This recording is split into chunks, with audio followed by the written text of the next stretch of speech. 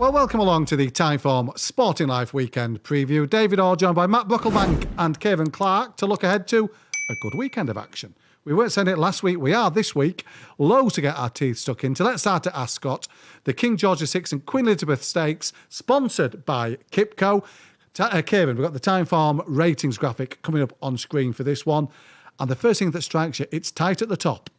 It is, yeah, and it's, as you'd expect in a race of this nature, it's Aidan O'Brien and Godolphin to the fore. Auguste Rodin, who got his career firmly back on track when he won the Prince of Wales at the Royal Meeting. Now, he obviously bombed out in this race last year. He's done that a few times. He seems to consistently bounce back. He is top of the shop ahead of Luxembourg, who won the coronation at Epsom. Got a brilliant ride from Ryan Moore, who obviously jumped ship to tomorrow. Rebels Romance, the globe-trotting Rebels Romance. He's a cracking story, but he's yet to win a Group 1 in this country.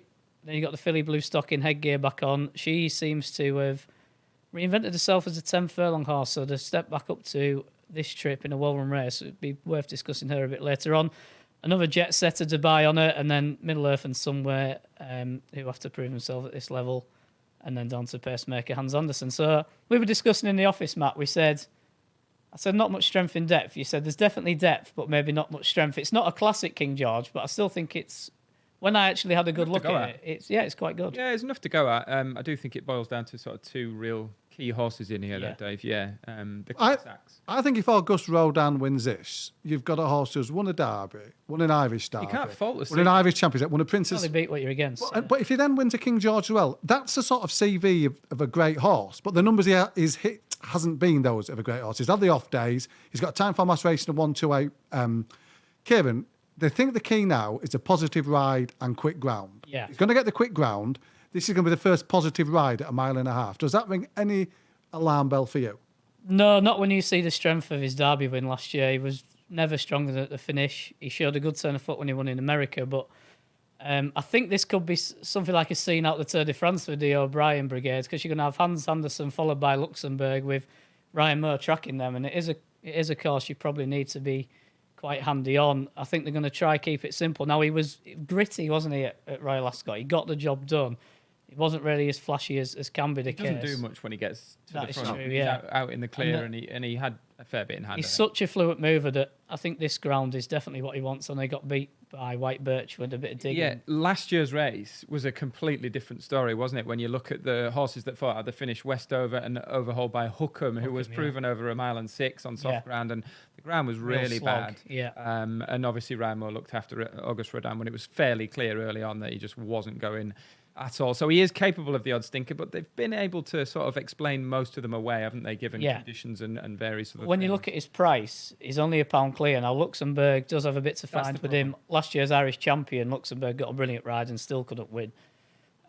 He does hold him on that form, but there is a challenger who is yet to really prove himself on these shores, Rebels Romance, but He's unbeaten on these shores, isn't he? I mean, he's been. Well, yeah, that's true. Yeah. He's had all these big assignments overseas, Matt. Where does a peak Rebels Romance slot in here? Timeform, I've got him £2 below, bang in the mix. You think he's bang in the mix? I really do, yeah. I think it was Graham Cunning who sort of said on the podcast in midweek, you could see Auguste Rodin running his race and running really well, but but he doesn't have to win this race, does he? With Rebels Romance in there, like you say, Kieran, they're going to have. He's going to have the race run to suit, but what they can't control is whether there's a better horse in the race. And Rebels Romance, Charlie Appleby's made it very clear that he's only going to go for these domestic Group 1s all year with horses that he thinks can actually emerge on top. Like you say, he's never raced above Group 3 level in Britain, but he comes there with a massive reputation, really, given what he's done.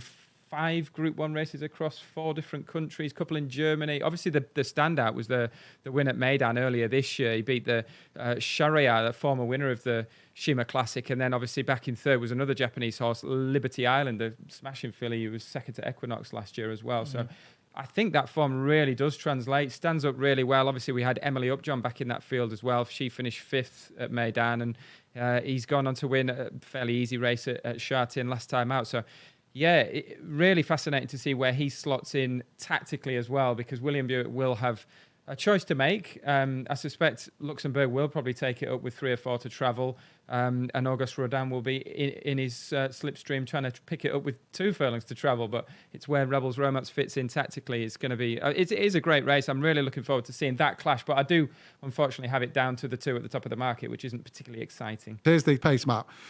Okay, now it's Hans Andersen is in there to make the pace. Luxembourg we expect to be handy, and we expect, despite what we're looking at there, well, Auguste Rodin to track Luxembourg. Luxembourg's fascinating. He's a pound below. He's a Coronation Cup winner. He's a teak tough Group 1 horse. And I think the fact that he's running here is down to 2 things, that they haven't got that many other options running out for somehow Group 1s for him. Yeah. And it's still that one thing that should Auguste Rodin blow out, as he has done in the past, you've got a very able deputy actually in the lineup.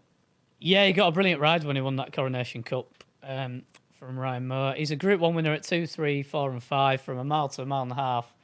Does he fully stay a mile and a half, do you think, a strongly run mile and a half? I think he does. He was a bit unlucky in an arc once upon a time. I think a real strongly run mile and quarter is probably his ideal trip. Did nick it from the front at Epsom. I just worry a real dour, stamina test at this trip. He might just be found. Yeah, he didn't see it out, but obviously it was really bad last year. Yeah, he did. Yeah. Blue stocking, Matt, on the roll. She did well to get Emily up, John, last time. A lot of the focus afterwards was on the Kieran Schumacher ride on the runner-up, but she knuckled down and was strong at the line. What gear back on? That's. Seemed to, and the woman in nine about the ground bird. What if she runs? What chance would you give her? She's flourishing, isn't she? She looks fairly solid. Like even last year, she was running consistently well, even when she was getting beaten at a really high level. Now, I personally think she has to just take a overall form up another notch. Like you say, we saw at the start there, even on the adjusted time for figures, factoring in her fillies allowance, she's a little bit behind the top 2. I think she might be playing for 3rd. Selection time, King George, Kieran? Yeah, I think Auguste Rodin probably wins. I think it'll set up for him, but I wouldn't back him at 6-4, given that he's blown out in the past. I think he'll probably win, though. Matt? Yeah, I'd have to err on the side of Rebels Romance, personally. Nothing against Auguste Rodin, but we saw earlier this year in the Tattersall's Gold Cut, he ran his race behind White Birch, I think, and bumped into a really good horse. I think he's meeting another good one here. Can I give a quick mention to Middle Earth, progressive 4-year-old who has started. He started to miss a break. That's the only concern. But if they do go too hard, he can maybe pick up the pieces and finish in a place on his final start before he jets off to Australia. Can pick out Oshie Murphy's thoughts on Middle Earth on the podcast, which is still available on the YouTube channel. Now, it's not the only good race on Saturday, not by a long shot. There's plenty of them. Among them, the feature race at York, the Sky Bet York Stakes. We'll get the graphics up, the time on ratings graphic even, for this Group 2. Passenger 129p weight adjusted, clear of last year's winner Al Flayler 126p, same rating as Royal Rhyme, Ancient Rome 124, the progressive 3-year-old King's Gambit 123p. Kieran, to put that into perspective, Passenger would slot into the King George on the same rating as Rebels Romance. This is a horse who could have a big say in some of the big middle distance races later on in the campaign. Yeah, he's a proper Sir Michael Stoute 4-year-old, isn't he? He's had the patient approach. He probably should have won the Dante over course and distance last season. Things didn't go to plan in the Derby. Came out and won at Windsor, and then they immediately put him away. Now, I don't know if he had an issue or a setback, or this was maybe just a plan, but he came out and broke the track record at Chester. He beat Isra that went on to win the Wolferton. He's a horse with a brilliant turn of foot. Looking forward to being at York tomorrow. I'm definitely going for the racing and not S Club 5 afterwards, as many people will be. But yeah, I do think he's the one to beat. You got Al Flayler, who won this last year, who was a real solid performer at this kind of level. Turn of foot horse. He's got a bright turn. The only of foot. problem I'd have with him is he just misses the break a bit. It's another fascinating race tactically, isn't it? Yeah. Really, really tricky. No pace on us. I would say Royal Rhyme's probably the one that's going to have to go on. Passenger, like you say, ridden from behind. And King's Gambit as well. You touched upon, Dave, he's probably not got the tactical speed to get out and really... make them go from the front in this. I think King's Gambit, earlier in the week, I was thinking he's probably the one at 6-1, but it all does come down to price in this, and he's sort of 3-1 now, and he's probably not going to get a whole lot bigger. It's really, really tricky. I'm probably going to tap out and watch this from the sidelines. I feel a bit sorry for King's Gambit because the usual race, the usual race of this nature, he probably would have a great chance. But he's come up against two Group It's 1 about a horses. stone off Passenger. Don't Yeah, you but he's factor still that got in? to improve again. He should have won at Ascot. There's no doubt about that. Yeah, interestingly, obviously, Timeform still having way behind on the adjusted figures. The official handicapper, factoring in the weights as well, would have King's Gambit in this race, I suspect, because they've got him on 112 officially, with Passenger only 117, and he's getting 11. He could still improve, though, I suppose. He could still get to that level where the others have already shown that. The lack of pace probably sets it up for Passenger, I think, Dave. His horse with a turn of foot, and I think he'll get first run on at Alflele, and King's Gambit might just be unable to quicken with them, but he could still be a force at this kind of grade throughout the season. But yeah, I think Passenger could be on his... This is a proper Jumpmont trial, and I think it might be a clash with City of Troy after this anyway. It's just a shame, isn't it, that JRB wasn't declared the horse at Birmingham. Yeah. He'd have been sorted out the question about the pace and would have given us a gallop up front. Fascinating, though, that Sky Bet York Stakes. Matt sat that one out. Passenger for Kieran, but they're not your best bets. Not Matt's best bet isn't sitting out all of Saturday's action. What is your Saturday best bet, Matt? Best bet is at Chester. That's in the 405 Eye of Dubai. It's trained by Sean and John Quinn. It was quite an eye-catching run in third over the same 6 furlongs here just a couple of weeks ago, fortnight ago.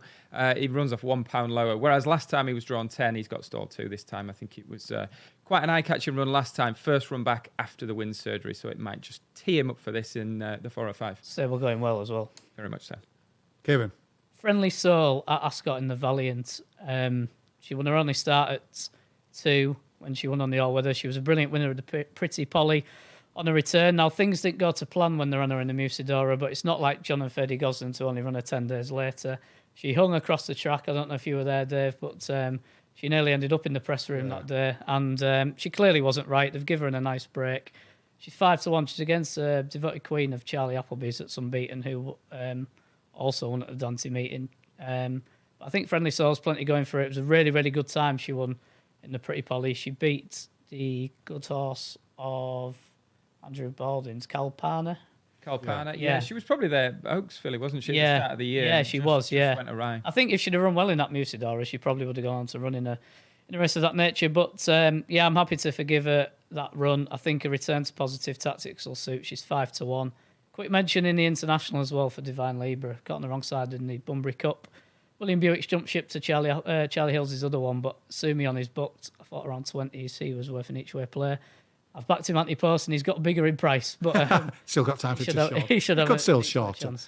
Goodwood next week to be daily value bet Collins, Matt. I know it's very early days, but give us one horse on your Goodwood radar at this stage. I could go one better. I'll give you 2. If there's rain around, Ade in Devon could be interesting. She's entered up in the love this horse, Matt. Stewards Cup. Yeah. Really nice 3-year-old filly of the Millmans. But on Tuesday, Noble Dynasty should be short price favourite in the Lennox, Dave, and I'm not totally sure why he isn't. He gave this English Oak weight and a really ready beating in a handicap at Newmarket at the start of the season. Since come out and beat Nostrum, 112 rated Nostrum. Noble Dynasty for Appleby on day 1 is the banker bet. And Kieran, I believe you're heading for a 2-year-old speedball. Yeah, I reported on Asterius when he won at Sandown a couple of weeks ago. I actually reported on him when he won on debut as well. He's 2 out of 3. His only defeat came at Royal Ascot, where he shaped quite well. Bags of speed, great turn of foot. I think he screams Morecambe. I had a quick look. He's already 9-4 favourite, but it might be a race that cuts up, and I think he'll win. Obviously, a big week for the Qatar-sponsored Goodwood Festival, and he's on by Waffenham Racing. So I think he'll win, and the Goodwood Mile will be an interesting one. There's horse of Marcus Tregonins that won there on the Apprentice night, absolutely hosed up by 5 lengths. Might have been put away for this. Forgotten the name. It might be Sky Sail. Sky Sail, that's it. He had to be taken out of the race.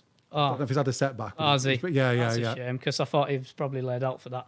He looked interesting, wouldn't he? So we'll forget about that one. I'll go all in on Asterius. All in Asterius. Fantastic week's racing ahead at Goodwood. Fantastic weekend too at Ascot and York. Enjoy all the action and best of luck with your own bets.